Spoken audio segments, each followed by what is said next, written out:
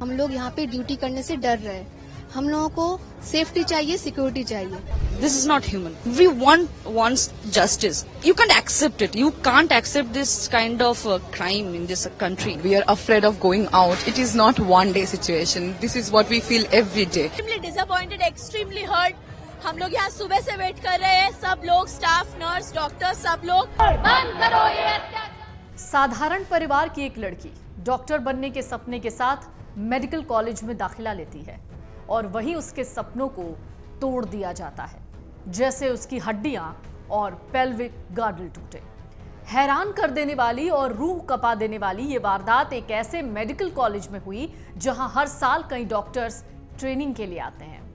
लेकिन शायद कोलकाता की निर्भया को यह पता नहीं था कि उसके साथ क्या होने वाला है। आज आपको बताने जा रहे हैं उन्हीं सवालों के जवाब जो आप इस रेप मर्डर वाली वारदात के बाद ढूंढ रहे हैं। तारीख 8 अगस्त, मामला 8 अगस्त का है, जब एक महिला ट्रेनी डॉक्टर ड्यूटी के बाद डिनर करती है। रात के 12 बज रहे होंगे जब वो अपने दोस्तों के साथ डिनर करती है। डिनर करने के ठीक बाद सेमिनार हॉल में जाती है। ये वो सेमिनार हॉल था जहां मरीज का बेड, कुछ कुर्सियां और कुछ सामान रखे थे। पुलिस के मुताबिक यहां कोई सीसीटीवी नहीं था, जिसके बाद उस लेडी डॉक्टर के साथ क्या हुआ किसी को नहीं पता, क्योंकि सेमिनार हॉल क्लास खत्म होने के बाद बंद कर दिया जाता है। तो फिर रात को सेमिनार हॉल खुला कैसे? किसने सेमिनार हॉल का दरवाजा खोला? ये बड़ा सवाल है। नर्सिंग सुपरिटेंडेंट का बयान बताता है कि सेमिनार हॉल की चाबी आमतौर पर सिस्टर इंचार्ज के पास होती है, जो एक बक्से में रखी जाती है। डॉक्टर जब भी चाबी लेते हैं, उन्हें इस बात की जानकारी देनी पड़ती है कि वो सेमिनार हॉल क्यों जा रहे हैं। बाद में काम खत्म हो जाने के बाद इस चाबी को वापस कर दिया जाता है। यही नियम है। रात के अंधेरे में लेडी डॉक्टर के साथ दरिंदगी की सारी हदें पार कर दी गई। अगले दिन जब सेमिनार हॉल का दरवाजा खोला गया तो लेडी डॉक्टर की अर्धनग्न लाश पड़ी थी। जिसने भी वो मंजर देखा उसकी रूह कांप गई।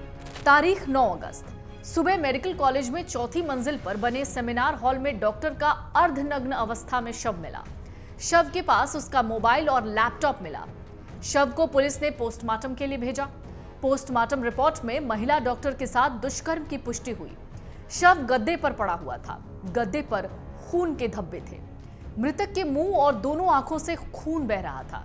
गुप्तांगों पर खून के निशान और चेहरे पर नाखून के निशान थे। होठ, गर्दन, पेट, दाहिना हाथ और हाथ की उंगली, यहां पर भी चोट के निशान थे। कहा जा रहा है असिस्टेंट सुपरिटेंडेंट ने ही लेडी डॉक्टर के घर वालों को फोन किया, कहा आपकी बेटी ने आत्महत्या कर ली। डॉक्टर का परिवार घटनास्थल पर पहुंचा तो उनके पिता ने दुष्कर्म के बाद हत्या का आरोप लगाया। पिता का कहना था कि शव तक देखने नहीं दिया गया। बेटी की लाश को देखने के लिए अस्पताल प्रशासन ने उन्हें 3 घंटे बाहर इंतजार कराया। पिता का यह भी कहना था कि उन्हें सिर्फ एक ही फोटो खींचने दी गई। जब उन्होंने अपनी बेटी को देखा तो उसके शरीर पर कोई कपड़ा नहीं था। उसके पैर 90 डिग्री अलग थे। ऐसा तब तक नहीं हो सकता जब तक पेल्विक गर्डल टूट न जाए। इसके बाद पुलिस ने मामला दर्ज कर लिया। वहीं हत्याकांड को लेकर पश्चिम बंगाल समेत पूरे देश भर में डॉक्टरों का विरोध प्रदर्शन शुरू हुआ। जांच के दौरान सीसीटीवी फुटेज खंगाले गए तो उसमें भी संजय हत्या वाली जगह के पास संदिग्ध रूप से घूमते देखा गया। सूत्रों से पता चला कि आरोपी पेशे से एक नागरिक पुलिस स्वयंसेवक है। नागरिक पुलिस स्वयंसेवक को निचले स्तर के पुलिस अधिकारियों की मदद के लिए नियुक्त किया जाता है। तब जब अधिकारी अस्पतालों में भर्ती होते हैं, पुलिस को जांच के दौरान घटनास्थल से इकट्ठा किए गए सबूतों में एक ब्लूटूथ हेडफोन मिला। पुलिस ने सभी संदिग्धों के फोन जब्त किए और ब्लूटूथ डिवाइस को उनसे कनेक्ट करने की कोशिश की। तभी संजय रॉय के फोन से अपने आप ही ब्लूटूथ कनेक्ट हो गया। सख्ती से पूछताछ करने पर संजय ने अपराध कबूल किया। अब पुलिस पता लगाने की कोशिश कर रही है कि अपराध में संजय के साथ कोई और भी शामिल था या नहीं। संजय रॉय की गिरफ्तारी के बाद संजय ने कई खुलासे किए। दरअसल संजय का अस्पताल के अंदर खूब आना जाना था। शायद उसने वहां इतनी पहचान बना ली थी कि उसके लिए कोई रोक टोक नहीं थी। पुलिस ने जब उसका फोन खंगाला तो पता चला वो पोर्न देखने का आदी था। तारीख 10 अगस्त, मामले में पुलिस ने गिरफ्तार संजय रॉय से पूछताछ शुरू की। इसमें सामने आया कि वो वारदात से पहले अपने स्वयंसेवक दोस्त के साथ रेड लाइट एरिया, कालीघाट और सोवा बाजार गया था। इसके बाद दोनों आरजी कर मेडिकल कॉलेज में भर्ती जो नागरिक स्वयंसेवक के परिचित एक मरीज को देखने गए। आरोपी ने कहा आरजी कर मेडिकल कॉलेज से निकलने के बाद वो फिर से रेड लाइट एरिया सोवा बाजार गया। इसके बाद उसने आरजी कर मेडिकल कॉलेज पहुंचकर जूनियर डॉक्टर के साथ दुष्कर्म और हत्या की। पुलिस ने उसकी लोकेशन के आधार पर पाया कि वो पहली बार रात 11 बजे मेडिकल कॉलेज अस्पताल गया और 11:30 बजे वहां से निकला। इसके बाद वो दोबारा सुबह 3:30 बजे के बाद मेडिकल कॉलेज अस्पताल गया और करीब 4:30 बजे वहां से निकला। इसके बाद संजय रॉय सॉल्ट लेक स्थित बैरक में आकर पुलिस कर्मियों के पास सो गया। फिर अगली सुबह उसकी नींद खुली तो सबसे पहले उसने सबूत मिटाने के लिए अपने कपड़े धो लिए। पुलिस को उसके जूते पर खून के निशान मिले, जिसे उसने सबूत के तौर पर सहेज कर रख लिया। कहते हैं कि मुजरिम की एक गलती उस पर भारी पड़ जाती है और संजय रॉय के मामले में भी ये बात सच साबित हुई है। उसने खून के सारे निशान तो मिटा दिए, लेकिन एक जगह उससे छूट गई और वहीं उसका काल बन गई। मामले ने तब और तूल पकड़ा जब डॉक्टरों ने सड़क पर उतरकर प्रदर्शन तेज कर दिया। अस्पतालों में काम ठप हो गए। तारीख 11 अगस्त से 12 अगस्त देश भर में जारी डॉक्टरों के विरोध के बीच कोलकाता के पुलिस कमिश्नर विनीत गोयल ने आरजी कर मेडिकल कॉलेज अस्पताल का दौरा किया और प्रदर्शनकारी जूनियर डॉक्टर्स से मुलाकात की। कॉलेज के छात्रों की मांग थी कि घटना की रात जिस एसीपी चंदन गुप्ता की ड्यूटी थी उन्हें हटाया जाए। सीपी गोयल ने कहा कि एसीपी चंदन गुप्ता को हटा दिया गया। इसी दिन बंगाल सरकार ने आरजी कर मेडिकल कॉलेज अस्पताल के कई विभागों में फेरबदल किए। इसके अलावा federation of resident doctors association India फोडा ने रविवार को देश के स्वास्थ्य मंत्री के नाम एक पत्र जारी कर 12 अगस्त से पूरे देश में डॉक्टरों की हड़ताल का ऐलान किया। देश भर में डॉक्टरों ने हड़ताल शुरू कर दी। स्वास्थ्य सेवाएं पूरी तरह से प्रभावित रहीं। इस बीच आरजी कर मेडिकल कॉलेज अस्पताल के प्रिंसिपल डॉक्टर संदीप घोष ने अपने पद से इस्तीफा दे दिया। इसी दिन federation of resident doctors association यानी फोडा ने केंद्रीय स्वास्थ्य मंत्रालय के सचिव अपूर्व चंद्र से मुलाकात की। उधर कोलकाता पुलिस ने 3 जूनियर डॉक्टर्स और एक हाउस स्टाफ को तलब किया था। इसी दिन पश्चिम बंगाल बीजेपी नेता और कोलकाता उच्च न्यायालय के अधिवक्ता कौस्तव बागची ने उच्च न्यायालय में याचिका दायर की। याचिका में घटना की सीबीआई जांच की मांग की गई। मामले में हो रहे विरोध को देखते हुए पश्चिम बंगाल की मुख्यमंत्री ममता बनर्जी ने बंगाल पुलिस को अल्टीमेटम दिया। उन्होंने कहा, अगर रविवार तक पुलिस मामले को सुलझा नहीं पाती तो हम केस को सीबीआई को ट्रांसफर करेंगे। वहीं कांग्रेस की नेता प्रियंका गांधी वाड्रा ने सरकार से मामले में सख्त कार्रवाई करने और न्याय सुनिश्चित करने का आग्रह किया। वहीं बीजेपी ने ममता सरकार पर महिलाओं की सुरक्षा को लेकर आरोप लगाया। पुलिस ने मृतक डॉक्टर के साथ डिनर करने वाले 4 जूनियर डॉक्टर्स को फिर से तलब किया। कोलकाता पुलिस ने एचओडी असिस्टेंट सुपरवाइजर, पुलिस, महिला पुरुष नर्स, ग्रुप डी स्टाफ और सुरक्षा कर्मियों को भी कोलकाता पुलिस मुख्यालय लाल बाजार में तलब किया गया। निर्भया केस के बाद ऐसा केस जिसमें देश भर में ऐसा आंदोलन दिखा, जहां सड़कों पर डॉक्टर्स, बंगाली सेलिब्रिटीज सब नजर आए। सबने एक ही बात कही कि महिला होने के नाते उन्हें डर लगता है। इस बीच सीबीआई जांच की मांग तेज होने लगी। मामला कलकत्ता हाईकोर्ट पहुंचा। तारीख 13 अगस्त कलकत्ता उच्च न्यायालय ने मंगलवार को कई याचिकाओं पर सुनवाई की, जिनमें से एक याचिका पीड़िता माता पिता की भी थी, जिसमें उन्होंने अपनी बेटी की मौत की अदालत की निगरानी में जांच की मांग की। न्यायालय ने कोलकाता के आरजी कर मेडिकल कॉलेज और अस्पताल के पूर्व प्रमुख डॉक्टर संदीप घोष की आलोचना करते हुए उन्हें आवश्यक अवकाश लेने का निर्देश दिया। अदालत ने डॉक्टर के माता पिता को सूचित करने में देरी और सरकार द्वारा डॉक्टर घोष के कथित बचाव पर भी सवाल उठाए। राष्ट्रीय मानवाधिकार आयोग ने भी मामले का स्वतः संज्ञान लिया। एनएचआरसी ने पश्चिम बंगाल के मुख्य सचिव और डीजीपी को नोटिस जारी करके 2 सप्ताह के भीतर मामले में विस्तृत रिपोर्ट मांगी। सभी पक्षों की दलीलें सुनने के बाद कोर्ट ने मामले की जांच सीबीआई से कराने के निर्देश दिए। कोर्ट ने मामले से जुड़े सभी दस्तावेज तत्काल केंद्रीय जांच एजेंसी को सौंपने के निर्देश दिए। अब मामले की अगली सुनवाई 3 हफ्ते बाद होगी। देर शाम को स्वास्थ्य मंत्री से मुलाकात के बाद federation of resident doctors association ने हड़ताल खत्म करने का ऐलान किया। फोडा के अध्यक्ष ने कहा कि सरकार ने मांगे मान ली हैं। सीबीआई ने जांच शुरू करते हुए नई एफआईआर दर्ज की। सीबीआई की दिल्ली से एक टीम कोलकाता पहुंची। टीम सबसे पहले न्यू टाउन राजारहाट में बीएसएफ दक्षिण बंगाल फ्रंटियर के अधिकारियों से मिलने पहुंची। पुलिस कोलकाता के सीजीओ कॉम्प्लेक्स में सीबीआई कार्यालय पहुंची। पुलिस अधिकारी मामले से संबंधित साक्ष्य और दस्तावेजों के साथ यहां पहुंचे।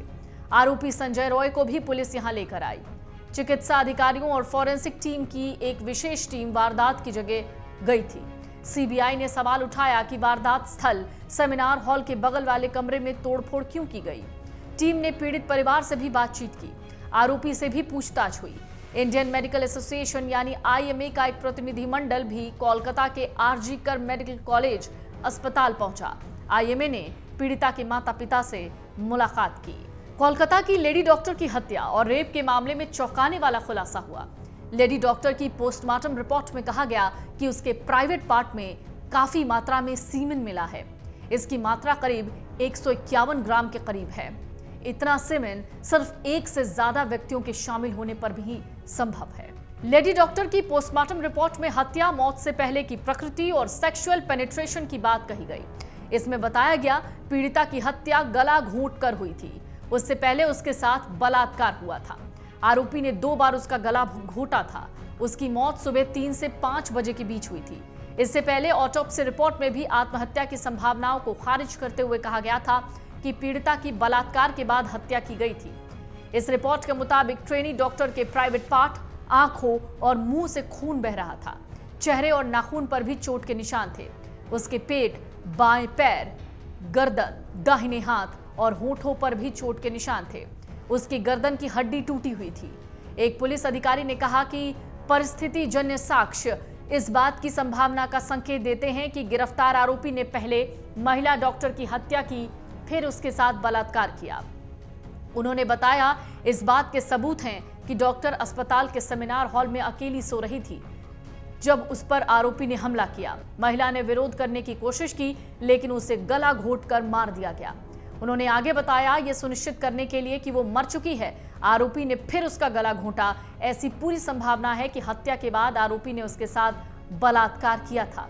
पुलिस ने बताया आरोपी हिंसक पोर्न वीडियो देखता था। उसने वारदात को अंजाम देने से पहले शराब पी रखी थी। कोलकाता के आरजी कर मेडिकल कॉलेज अस्पताल में डॉक्टर की रेप के बाद हत्या मामले में 14 अगस्त और 15 अगस्त की दरमियानी रात बड़ी अहम थी।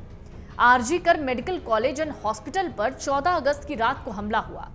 अचानक से सैकड़ों की संख्या में प्रदर्शनकारी पहुंचे, अस्पताल पर टूट पड़े। इसे सबूत मिटाने वाली भीड़ के तौर पर देखा गया। तारीख 14 अगस्त, कोलकाता आरजी कर मेडिकल कॉलेज एंड हॉस्पिटल में जूनियर डॉक्टर के रेप की घटना को लेकर पूरे देश में बवाल मचा हुआ है। घटना के विरोध में बुधवार को कोलकाता सहित पूरे देश में आधी रात को सड़क पर उतरकर प्रदर्शन किया गया, लेकिन प्रदर्शन खत्म होते ही आरजी कर अस्पताल पर हमला किया गया। अब ये सवाल उठ रहे हैं कि आरजी कर हमले के साजिशकर्ताओं की राजनीतिक पहचान क्या है। जिस रात को प्रदर्शन किया जा रहा था उस रात को हमला क्यों हुआ? क्या अपराधियों ने सेमिनार हॉल में सभी सबूत नष्ट करने की कोशिश की जहां पीड़िता का शव मिला था? इसको लेकर सवाल उठे हैं। अस्पताल में पढ़ाई कर रहे डॉक्टरों का दावा है सेमिनार हॉल 4थी मंजिल पर है, यानी जिसे अंग्रेजी में 4th फ्लोर कहते हैं, जिससे अपराधी भ्रमित हो गए, इसलिए उन्होंने 3री मंजिल पर तोड़फोड़ की।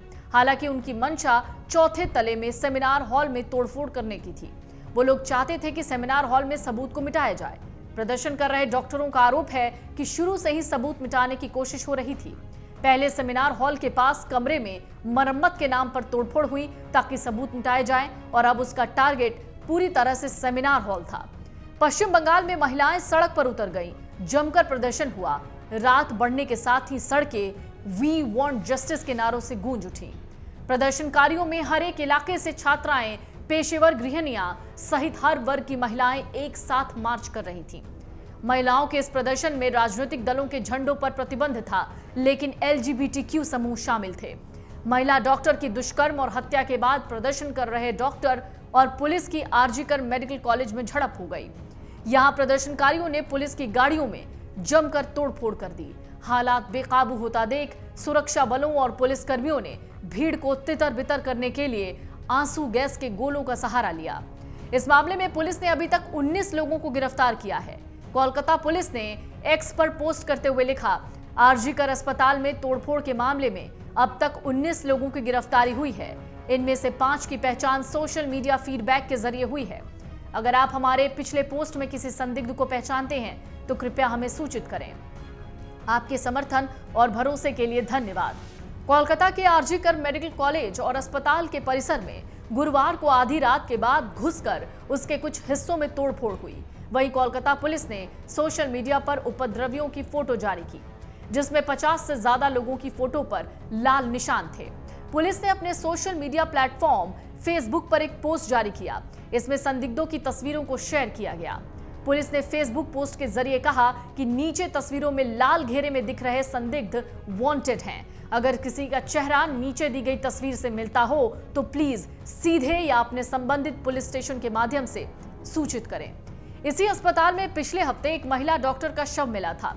अस्पताल में डॉक्टर के साथ रेप और फिर उसकी हत्या किए जाने की घटना के विरोध में महिलाओं के विरोध प्रदर्शन के बीच आधी रात को ये तोड़फोड़ हुई। ये तमाम जानकारी पुलिस ने अपने सोशल मीडिया हैंडल पर दी। 1 बजे का करीब कम से कम 5 से 1000 लोग आ गया वहाँ पर। तोड़फोड़ आरम्भ किया। यहाँ पर गेट हम लोग लॉक कर दिया, तो गेट तोड़ दिया। हम लोग दूसरा गेट में चला गया, वो गेट भी तोड़ दिया, वो गेट भी तोड़ दिया। इतना आदमी है, हम लोग 10-12 आदमी पुलिस दे, हम लोग नहीं सके। हम लोग चला गया अंदर में, अब तोड़-फोड़ करने लगे। इमरजेंसी जो परिसेवा है यहाँ की, ये सारी तोड़ दिया कल। हाँ, पूरा तोड़ दिया कि कुछ नहीं है, कुछ नहीं बचा हुआ वहाँ पर। ना कंप्यूटर बचा है, ना कोई मेडिसिन बचा है। सिस्टर लोग का घर में घुसा, वो सब मेडिसिन तोड़ दिया। चेयर टेबल जो है, कंप्यूटर है, सब कुछ तोड़ दिया। एक भी नहीं है, कोई भी चीज अच्छा नहीं है, सब तोड़ दिया। ये लोग तो मिसिल करके आया, अंदर में घुस गया। अरे कौन है पहचाना अभी तक। सीसीटीवी भी तोड़ दिया, एक भी सीसीटीवी नहीं है। सीसी कैमरा जितना है सब तोड़ दिया। तारीख 15 अगस्त कोलकाता पुलिस ने बताया कि दुष्कर्म हत्या के मामले में 12 लोगों को गिरफ्तार किया जा चुका है। अब तक पकड़े जा चुके लोगों को स्थानीय अदालत ने 22 अगस्त तक हिरासत में भेजा है। दुष्कर्म हत्या से आक्रोशित डॉक्टरों ने अस्पताल के बाहर विरोध प्रदर्शन किया, प्रशासनिक भवन घेरा। इस दौरान नई महिला प्रिंसिपल और अधीक्षक का घेराव हुआ। दोनों को परिसर से बाहर नहीं निकलने दिया गया। मामले की जांच कर रही सीबीआई टीम गुरुवार को पीड़िता के घर पहुंची।